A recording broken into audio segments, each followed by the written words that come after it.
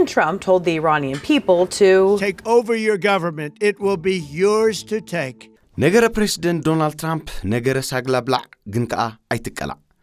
ሰላም ተኸታተልቲ መደብና ንሎሚ ኣብ ትሕቲ ነገረ ፕሬሲደንት ዶናልድ ትራምፕ ነገረ ሳግላብላዕ ግን ከኣ ኣይትቀላዕ ዝብል ኣርእስቲ ብቐጥታ ምስ ቃልኣይ እብረ ጻንሖት ዶናልድ ትራምፕ ኣብ ጻዕዳ ገዛ ብዝተሓዝ ዘዳለናይ ዓሚቕ ትንተና ናባኹም ነብሎ ምክትታልኩም ብኽብሪ ንዕድም ምምላስ ዶናልድ ትራምፕ ናብ ጻዕዳ ገዛ ብዝተሓዝ ብዙሕ ትንተናታት እኳ እንተተዋህበ ሓደን ዓብላልን ዝነበረ ግን ብኸመይን ስለምንታይን ዶናልድ ትራምፕ ተዓዋቲ ኮይኑ ዝብል ሕቶ እቲ ዝዓበየ ናይ ኣህግራዊ ዝምድናታት ግድል ምንባሩ ኣይርስዕን ኣብቲ ልሙድ ስርዓት ዝምድና ዓለምና ተረባሕቲ ዝጸንሑ ሓይልታት ብኣግኡ ክሽቕረሩን ከለዉ ገሊኦም ድማ ለውጢ ግድን ክመጽእ ምዃኑን ኣብዚ ምስ ምምጻእ ዶናልድ ትራምፕ ዝመጽእ ለውጢ ካብቲ ዝነበረ ዝብርክት ብድሆታትን ዕድላትን ክፍጠሩ ምዃኖም እንተወሓደ ኣብቶም ዕድላት ዓበይቲ ተስፋታት ምሕዳሮም ይዝከር በዚ ኮይኑ በቲ ግን ኩለን ሃገራት ዓለም ናብ ፕሬሲደንት ዶናልድ ትራምፕ ናይ እንቋዕ ደሓን ተመለስካ መልእኽቲ ሰዲደን እየን ኣብ ታሪኽ ኣሜሪካ ተመዝጊቡ ብዘይፈልጥ ናይ ደገፍቲ ድምፂ ንኻልኣይ እብረ መራሒ መንግስቲ ሕቡራት መንግስታት ኣሜሪካ ብምዃን ምምሕዳር ጻዕዳ ገዛ ዝተቆጻጸረ ዶናልድ ትራምፕ ድሮ ዘመን ስልጣኑ ኣፋሪቁስ ናብ ናይ ማእከላይ ወቕቲ ማለት ሚድተርም ምርጫ መናብር ባይቶ ኣሜሪካ እኳ ኣርኪቡሉ ኣሎ 10 ጥሪ 2025 ስርሑ ብወግዒ ዝጀመረ ዶናልድ ትራምፕ ድሮ ካልኣይ ዓመቱ ኣቕፂሩስ ኣብ ታሪኽ ኣሜሪካን ዓለምን ትጽቢት ዘይተገብረሎም ምዕባለታት ኣኸቲሉ ንኣህግራዊ ዝምድናታት ካብ ስሩ የንቀጥቅጦ ምህላው ዓለም ባዕለሙ ፈትዩ ረድዩ ተሰማሚዑሉ ኣሎ ነዘን ዶናልድ ትራምፕ ኣብ ንጡፍ ስራሕ ዝጸንሓለን መዓልታት ኣተኪሩ ማዕለያ ዘይብሉ ትንታነታትን ገምጋማትን ከም ዝሕብሮ እዘን መዓልታት ንጸጥታውን ንግዳውን ኩነታት ዓለምና ናብ ሓደ ማእዘን ዘእንፍታ እሞ ድማ ናብ ኣዝዩ ሓደገኛ ክበሃል ዝከኣል ስርዓታዊ ጸድፊ ዘቐልቅላ ኣገረምቲ ናይ ታሪኽ መዓልታት እየን ናብ ዝብል ምጉት ዝወስደና እዩ ካብ ብርክት ዝበላ ትካላት ሕቡራት ሃገራት ብምንሰሓብ ዝጀመረ ንጥፈታት ጉዕዞ ናብ በይንኣውነት ማለት ዩኒላተራሊዝም ፕሬሲደንት ዶናልድ ትራምፕ ሕጂ ድማ ናብቲ ከም መተካእታ ሕቡራት ሃገራት ተወሲዱ ንኣህግራዊ መድረኻት ዘካትዕ ዘሎ ሓድሽ ፖለቲካዊ ምትእኻብ ብስም ቦርድ ናይ ሰላም ማለት ቦርድ ኦፍ ፒስ ተሰጋጊሩስ ንመሓውራት ውድብ ሕቡራት ሃገራት ነቕነቕ ኣቢልዎ ይርከብ ኣብ መበል 56 ዓለማዊ ዋዕላ ቁጠባ ዳቮስ በታ ኣሜሪካ ዝወደበቶ ጎድናዊ ጽምብል ኣቢሉ ትካላዊ ንጥፈታቱን ዕማማቱን ዘነጸረ ምትእኽኻብ ናይ ሰላም ቦርድ ብዙሕ ክትዓት ኣበጊሱ ምህላው ዝፍለጥ ኮይኑ ብዙሓት ድማ ኣህግራዊ ልፍንትታት ዝበታትንሉ እንኮ ምኽንያት ኩናት ጥራዩ ዝብል ዝነበረ ምጉት ሙሉእ ብምሉእ ውድቕ ምዃኑ ነዚ ንጥፈታት ከም መወከሲ ብምቕራብ ትንተነታቶም ይህቡ ኣለዉ እዚ ናይ ዳቮስ ውሳነ ኣብ ብዙሓት ምትሕዋሳት ዝፈጠረ ስጉምቲ ኮይኑ ሓደ ገዚፍ ክትዕ ድማ ኣበጊሱ ይርከብ ንሱ ድማ ከመይ ኣቢሉ እዩ ውሳነ ናይ ሓደ ውልቀ ሰብ ነቲ ኣብ ታሪኽ ሰብኣውነት ከም ኣገዳሲ ዓወት ዝቝጸር መሰረታ ናይ ሕቡራት ሃገራት ከፍርሶ ዝኽእል ዝብል ምጉት ዘካተተ እዩ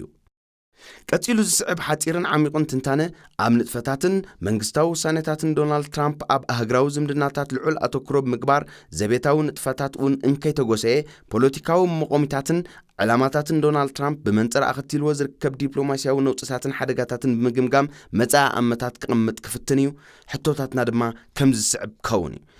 ቀዳማይ ቀንዲ ጠባያት ስርዓተ መንግስቲ ፕሬሲደንት ዶናልድ ትራምፕ እንታይ ይመስል ብኸመይ ከይሰርሕ ዝብል ክኸውን እንከሎ ካልኣይ ድማ ኣብዘን ዝሓለፋ ኣብ ቤት ጽሕፈት ዝጸንሓለን ናይ ስራሕ መዓልታት እንታይ ንጥፈታት ተዓሚሙ እንታይ ምልክታት ዝህብ እዩ ዝብሉ ክኾኑ እዮም ብሓባር ንከታተል በተቀዳማይ ንምጅማር ቀንዲ ጠባያት ስርዓተ መንግስቲ ፕሬሲደንት ዶናልድ ትራምፕ እንታይ ይመስል ብኸመይ ከይሰርሕ ንዝብል ኣብ ብዙሕ ትንታነታት ከም ዝተነጸረ እሞ ድማ ንብዙሓት ክኢላታትን ኣብ ፖለቲካ ኣሜሪካ ወሳኒ ተራ ዝነበሮም ወሃብቲ ርእቶን ከም መወከሲ ብምውሳድ እንወስዶ መደምደምታ ስርዓተ መንግስቲ ዶናልድ ትራምፕ ካብ ዝልለየሎም ቀንዲ ባህርያት ብሓያል ውዳበ ሃብታማት ሰብ ጸጋ ኣሜሪካ ዝተነጥቀ ምዃኑን ብመንገዲ ንግዳዊ ጸብለልትነት ናይ ኣፍራይነትን ዕብለላን ኣህግራዊ መልሕቕነትን ከረጋግጽ ዓሊሙ ዝተገህ ምዃኑን ኩሉ ሰማዕሉ ሓቂ እዩ ዳግማይ ምምላስ ፕሬሲደንት ዶናልድ ትራምፕ ናብ ዋይት ሃውስ እምበኣር ኣብ ግዚኡ ብዙሕ ሕቶታት ዘለዓዓለ ቀንዲ ድማ ኩምራ ጂኦፖለቲካዊ ሕቶታት ዘካተተ ምዃኑ ኣብ እዋኑ ብዙሓት ተንተንቲ ተገሊጹ እዩ ኣብ ቁጠባ ዓለምና ምስ ምምላስ ዶናልድ ትራምፕ ኣተኣሳሲሮም ኣብ ሕድሕድ ካብ ዝካትዕሉ ዝነበሩ ዛዕባታት ሓደን ጸላውን ከምኡውን ብዓይነቱ ፍሉይ ዝኾነ ምቕልቃል ኣሜሪካውያን ሰብ ጸጋ ኣብ መምሕዳራዊ ንጥፈታት መንግስቲ እዩ ኣብቲ ኣብ ጥሪ 19/2025 ዝተኣንገደ ጽምብል መበል ሱሳ ምስግጋር ስልጣን ካብ ፕሬሲደንት ነበር ጆ ባይደን ናብ ፕሬሲደንት ትራምፕ ብድምር ዋጋ 1 ትሪልዮን ሃብቲ ዘለዎም ወናና ዓርሞሽሽ ናይ መራኸቢታትን ቴክኖሎጂን ትካል ተስላ ዝኾነ ኤሎን ማስክ ወናና ኣማዞን ዝኾነ ጄፍ ቤዞስ ከምኡ ድማ ወናና ፌስቡክ ዝኾነ ማርክ ዙክበርግ ኣብ ቅድሚት ክስርዑ ተዓዚብና ኣብታ ኣጋጣሚ 5 ካብ 10 ቢልዮነራት ዓለምና ብኣካል ተረኺቦም ነይሮም። ምስ ውሱናት ምድኻሙ ዝሕብር ዝምድና ትራምፕ ምስ መብዛሕትኦም ኣብ ጽቡቕ ደረጃ ምህላው ይትንተን። ሃብታማት ሰብዋኒን ኣሜሪካ ኣገደስቲ ስትራቴጂያዊ ጽፍሕታት ከም ትምህርቲ፣ ቤት ጽሕፈት ግምጃ ሃገር ማለት ትሬዠሪ፣ ወፃኢ ዝምድናታት ናሳን ክቋጻጸሩ ግዜ ይወሰደሎምን። ምስ ምትእኽኻብን መንግስታዊ ውዳበን ዓርሞሽሽ ሃብታማት ኦሊጋርክን ኣሜሪካ ኣዛሚዶም ትንታነ ክህቡ ዝጸንዑ ክኢላታት ቁጠባ ከም ዝገልጽዎ ቁጠባዊ ስልጣን ምስ ንጥፈታት ኣፍራይነት ተዛሚዱ ክግለጽ ዝግብኦ ማሕበረ ቁጠባዊ ዛዕባ ምዃኑ ብምርግጋጽ ልክዕ ከምቲ ፕሬዚደንት ኣሜሪካ ነበር ጆ ባይደን ቅድሚ ፋንወቱ ኣብ ዝነበራ መዓልታት ምስ ማዕከናት ዜና ሃገሩ ኣብ ዘካየዶ ዝነበረ ተደጋጋሚ ቃለ ምሕትት ዝበሎ ሓድሽ ኣሰላልፋን ውዳበን ቢልዮነራት ሃገሩ ንኣሜሪካን ዓለምን ስግኣት ክኸውን ዝኽእል ምዃኑ ኣንፈት ሂቡ ነይሩ እዩ። ብርግጽ ድማ ከምኡ ኮይኑ እቲ ካልኣይ ነጥቢ ኣብዘን ዝሓለፋ ናይ ስራሕ መዓልታትከ እንታይ ንጥፈታት ተዓሚሙ እንታይ ምልክታትከ ዝህብ እዩ ዝብል ይኸውን። ፕሬዚደንት ዶናልድ ትራምፕ ኣብዘን ዝሓለፋ ናይ ስራሕ መዓልታት እንታይ ዓሚሙ እንታይ ዕድላትን ሓደጋታትን ከፈጢሩ ኣብ ዝብል ነጥቢ ኣመልኪቱ ዝወሃብ ዘሎ ትንተነታት ክትውድኖ ኣዝዩ ክብድ ዝበለ እኳ እንተኾነ ግን ከኣ ኣብ ሓደ መደምደምታ ዝዓስል እዩ። እሱ ድማ ኣብ ዓለማዊ ታሪኽ እሞ ድማ ኣብ ኣዝዩ ሓፂር ናይ ምሕደራ መዓልታት ነቲ ውፅኢት ነዊሕ መስራሓት ዝኾነ ኣህግራዊ ስርዓት ብኻዕቢ ውሳኔታት ነውፅ ዝፈጥሩ መላሕቲ ዓለምና ንፕሬዚደንት ዶናልድ ትራምፕ ሓዊስካ ኣዝዮም ውሑዳት ምዃኖም ፕሬዚደንት ዶናልድ ትራምፕ ድማ ብቕድሚት ዝስራዕ ምዃኑ እዩ። ኣብዘን ዝሓለፋ ናይ ስራሕ መዓልታት ዝተወስዱ ውሳኔታት እስከ ሓደ ብሓደ ንፈትሾም። ፕሬዚደንት ዶናልድ ትራምፕ ናብቶም ሕመረት ናይ ወፃኢ ዝምድናታት ዝኾኑ ዓበይቲ ጉዳያት ሙሉእ ብምሉእ ክድቕደቕ ግዜ ኣይወሰደን። ብሓደ ሸነኽ ብምስምስ ቀረጽ ማለት ታሪፍ ንጡፍ ኣህግራዊ ንግዳዊ ኩናት ክእውጅ እንከሎ በቲ ካልእ ድማ ኩናት ዩክሬንን ቃዛን ሰላማዊ ፍታሕ ንምምጻእ ክንቀሳቐስ ምስ እስላማዊት ሪፐብሊክ ኢራን ዝግበር ኒውክሌራዊ ጽምዶ ከም እንደገና ከበጋግስን ተበግሶ ክወስድን ተራእዩ። ጸኒሑ ግን ኣብ ኩሎም ውሳኔታት ኣንጻራዊ ዝኾነ መርገጺታት ወሲዱ ኣብ ሓደ ተልእኾ ክልተ ኣንጻር ዕላማታት ከተግብር ፈቲኑ በቲ ሓደ ሰላም በቲ ካልእ ድማ ኩናት። ፕሬዚደንት ዶናልድ ትራምፕ ካብ 20 ጥሪ 2025 ንድሓር ዝወሰዶ መርገጺታትን ዝወሰኖ ውሳኔታትን ሓደ ብሓደ ምስ እንህድስስ ከም ዝስዕብ እዩ። ሓደ ኣሜሪካ ንግሪንላንድ ክትወርር ኣለዋ ክብል ናይ ወራር መልእኽት ነፊሑ ኣብ ሪፐብሊክ ቬንዙዌላ ድማ ጎበጣዊ ምትእትታው ብምክያድ ንሕጋዊ ፕሬዚደንት ኒኮላስ ማዱሮ ብኢዶ ዋኒኑ ካብ ስልጣኑ ብምእላይ ኣብ ትሕቲ ቁፅጥር ትካላት ሕጊ ሃገሩ ቆሪኑ። ክልተ ካናዳ መበል 51 ክፍለ ግዝኣት ሕቡራት መንግስታት ኣሜሪካ ክትከውን ከም ዝደሊ ድሕሪ ምትንባህ ንሃገራት ላቲን ኣሜሪካ ድማ ብስም ወተሃደራዊ ምትእትታው ኣፈራሪሑን ኣሰር ቬንዙዌላ ክስዕባ ምዃነን ሓቢሩ። ሰለስተ ኣሜሪካ ንወሽመጥ ሜክሲኮ ካብ ሕጂ ንድሓር ወሽመጥ ኣሜሪካ ዝብል ስያሞ ከም ትህቦ ኣነፂሩ። ኣርባዕተ ኣሜሪካ ንመትረ ፓናማ ናይ ምውራር መደብ ከም ዘለዋ ኣንፊቱ። ሓሙሽተ ናይ ፈለማ ዝበሎ ምስ ፖሊስታት መንግስቱ ዝኸይድ ንግዳዊ ፖሊሲ ኣርቂቑን ዘይሕጋውያን ስደተኛታት ክሰጉግ ዝድንግግ መምርሒ ኣውፅዩን ኣተግቢሩን። ሽዱሽተ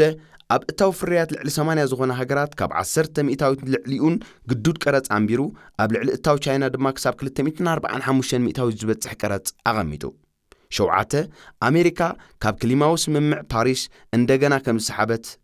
ድሕሪ ምግላጽ ካብ ልዕሊ 66 ዝኾና ናይ ብዙሓዊ ዲፕሎማስያዊ ምትእኽኻብ ድማ አንሰሒቡ። ሸሞንተ ኣሜሪካ ብስም ዳግመ ምህናጽ ቃዛ ብዝብል ምስምስ ንዞባ ቃዛ ክትውንኖ መደብ ከም ዘለዋ ድሕሪ ምሕባር ንዕኡ ንምትግባር ድማ ብስም ናይ ሰላም ቦርድ ሓድሽ ኣህግራዊ ምትእኽኻብ መስሪቱ። ትሽዓተ ኣብ ልዕሊ ኢራን ልዑል መጠን ጸቕጢ ክግበር ዝድንግቕ ፖሊሲ ኣጽዲቑን ምስ እስራኤል ብምዃን 2 ግዜ ወተሃደራዊ መጥቃዕትታት ኣካይዱን። 10 ኣብ ልዕሊ ዕጡቕ ሓይሊ ጉጅለ ሑቲ ኣሜሪካ ናይ ኣየር መጥቃዕቲ ከተካይድ ኣዚዙ። 11 ኣህግራዊ ንጥፈታት ትካል ረድኤት ኣሜሪካ ደው ኣቢሉን ኣብ ብዙሕ ዘቤታዊ ትካላት ክግበር ዝጸንሐ ድጎማታት ጠጠው ኣቢሉን። 12 ኩናት ሩስያን ዩክሬንን ደው ክብል ተበግሶ ሰላም ወሲዱ ወዘተ። እቲ ገምጋም እምበኣር ክልተ እዩ። ቀዳማይ ኣሜሪካ ትቐድም ወይ ድማ ኣሜሪካ ፈርስት እናጨርሐ ስልጣን ዝጨበጠ ዶናልድ ትራምፕ ነቲ ኣሜሪካ ኣብ ልዕሊተን ማሓዙታ ዝበሃላ ሃገራት ገዚፍ ወፍሪ ብምክያድ እትዝውሮ ህልው ኣህግራዊ ስርዓት ሓሸምሸም ኣቢሉ ሰባቢርዎ ኣሎ ዝብል ከውን እንከሎ በአንጻር ናይዚ ገሊኦም ተንተንቲ ምምሕዳር ዶናልድ ትራምፕ ዝኽተሎ ዘሎ ናይ ወፃኢ ዝምድናታት መትከላት ኣዝዩ ንጹርን ሃናጽን ምዃኑ ይማጎቱ። ነገረ ፕሬዚደንት ዶናልድ ትራምፕ እምበኣር ንዓለምን ህዝቢ ኣሜሪካን ምስ ደመም ኮይኑ ቆፂሉ ኣሎ። ፕሬዚደንት ትራምፕ እንታይ እዩ ዝደሊ ዘሎ?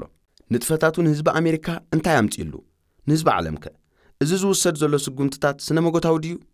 ንምንታይ እዩ ኣብ ዓለም ክስራሐሉ ንዝጸንሐ ሕጋውን ፖለቲካውን መዋቕራት ንምድራት ሃታ ዝበሃል ዘሎ? ህዝብታት ዓለም እንታይ ክገብሩ ኣለዎም? መጻ ኣንፈታት ናይዞም ንጥፈታት ከ ኣበይ ክዓልብ ይኸውን? ወዘተ ቶም ሕቶታት ኣዝዮም ብዙሓት እዮም ነገሩ ግና ነገረ ሳግላብላዕ ግን ከኣ ኣይትቕላዕ እዩ ዝመስል እቲ ሳግላ ንብዙሓት ህዝብታት ብቐንዱ ድማ ንህዝቢ ኣሜሪካ ምሕያል ኣሜሪካ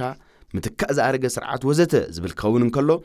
ንኸም ህዝቢ ኤርትራ ዝኣመሰሉ ህዝብታት ግና ካልእ ክኸውን ዝኽእል እዩ ህዝቢ ኤርትራ ዝርከቦም ቁንጣሮ ህዝብታት ኣህግራዊ ስርዓትን ዋናታቶምን በትርን ሓኽልን ኮይኖም ንምድናኖምን ጉዕጻጾምን ክሰርሑ ዝጸንሑ ምዃኖም ርጉጽ ታሪኻዊ ሓቂ እዩ ሕጂ ግና ለውጢ ይመጽእ ኣሎ ኣብዚ ዝመጽእ ለውጢ ድማ ብርክት ዝበሉ ዕድላት ክፍጠሩ ዝኽእሉ ምዃኖም ውህብ ተወሲዱ ህዝቢ ኤርትራ ቀንዲ ፈጣሪ ጽባሕ ክኾነሉ ዝኽእል መድረኽ ደበኺልዎ ኣሎ ኩሉ ክፋል ዓለም ሃየ ነብስና ንኽኣል እዩ ዝብል ዘሎ ስለዚ ፕሬሲደንት ዶናልድ ትራምፕን ውሳኔታቱን ክብላዕ ዝግብኦ ሳግላ እዩ ውሽጡ ብዘይገድስ ናብ ሓደ ሃናፂ ቅልውላው ዝወስድ መድረኻዊ ናይ ለውጢ ረቑሕ እዩ እቲ ተስፋን ዕንቅፋትን እምበኣር ኣብ ኣመላኻኽታ ምዃኑ ርጉጽ ኮይኑ ኣሎ ክጥቀመሉ ዝበለ ክዕወት እዩ ነቲ ብድሆታት ጥራይ ዝረኣየ ግን እቲ ጉዕዞ ኣዝዩ ከቢድ ይመስል ንሎሚ ዝበልናዮ ትንታነ እዚ ዝተኸታተልኩሞ እዩ ነይሩ ኣብዚ ትሕዝቶ ዘለኩም ርእቶ ይኹን ሕቶ ከምኡውን ነቐፌታ ብሃናፂ መንገዲ ብምቕራብ ንምምእኳት ትሕዝቶ ሃገራዊ ቆፈና ወሳንን ኣገዳስን እዩ ስለዚ ኣይትብቆቑልና ትሕዝቶና ቀጻሊ እዩ ተሳትፍኹም ግን ወሳኒ ነዚ ዝተፈለየ ኩርናዕ ብቐጻሊ ንምክትታል ሼር ሳብስክራይብ ላይክ ካባኹም ስግርፍኦ ትንታነ ድማ ኻባና እናበልና ክሳብ ዝቕጽል ትሕዝቶ ዜናዊ ትንታነ ሰላም ወሰናይ ንኹልና